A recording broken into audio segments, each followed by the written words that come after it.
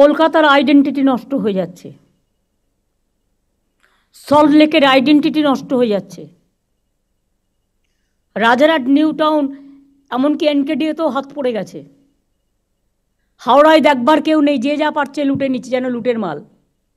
Sorry, ওয়ার্ডটা বাজে, যেন লুট করাটা আমার অধিকার, তাই ওই ওয়ার্ডটা উইথড্র করে আমি এই ওয়ার্ডটা বললাম।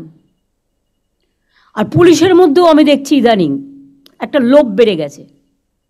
ভাবছি আমি তো 2 বছর ওসি আছি, যতটা পারি করে নি, এবার থেকে এসিবিটাকে স্ট্রং করতে হবে। সিআইডি এসছে আজকে মিটিংয়ে। Manoj, you must convey this to ACB and CID. Kolkata police তো এখানে আছে। যদি কোনো পুলিশ ইন্ধন দেয়, সঙ্গে সঙ্গে আমি তাকে সরিয়ে দেবো, আর যে ভালো কাজ করবে তাকে আমি পুরস্কার দেবো।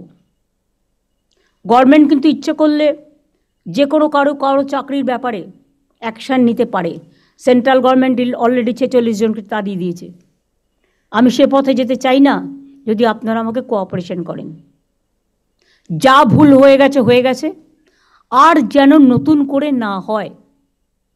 চিড়িয়াখানার পাশটা ক্লিয়ার করেছেন, আমি দেখেছি, আর নতুন করে বসার দরকার নেই। দরকার হলে আমার সেলফ হেল্প গ্রুপের 4-5টা স্টল পাশাপাশি করে দিন। ওরা মাল বিক্রি করতে পারে না, খাবারও বিক্রি করুক না, ওখানে 2-একটা মা ক্যান্টিন করে দিন একটু দূরে। চিড়িয়াখানার যে স্টলগুলো আমি করে দিয়েছি তার পাশে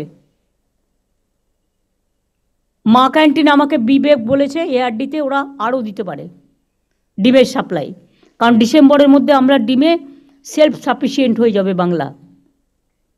আগে আমাকে হায়দ্রাবাদ থেকে ডিম আনতে হতো, ওরা কাজটা ভালো করছে, যত্ন করে করছে। ওরা প্রায় 550 বাংলার ডেয়ারি ফ্র্যাঞ্চাইজ করেছে, ভালো করছে।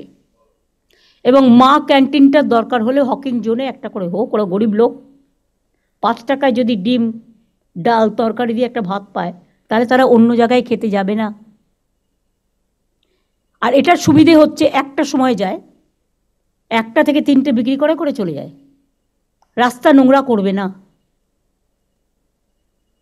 এগুলো প্রত্যেকটা হকিং জোনে একটা করে সিস্টেম দেখে নিতে হবে। আর ব্ল্যাক মার্কেটে যেগুলো ইললিগাল পার্কিং আছে ভেঙে দিতে হবে। কেউ টাকা খেয়ে ইললিগাল পার্কিং দিয়ে দিচ্ছে, এবং সবচেয়ে বেশি ইললিগাল পার্কিং আজকে বিজেপির আছে। If I am not wrong, আমি উইদাউট ইনভেস্টিগেশন কোনো কথা বলি না, আমাদের লোকেরাই দিয়ে দেয়।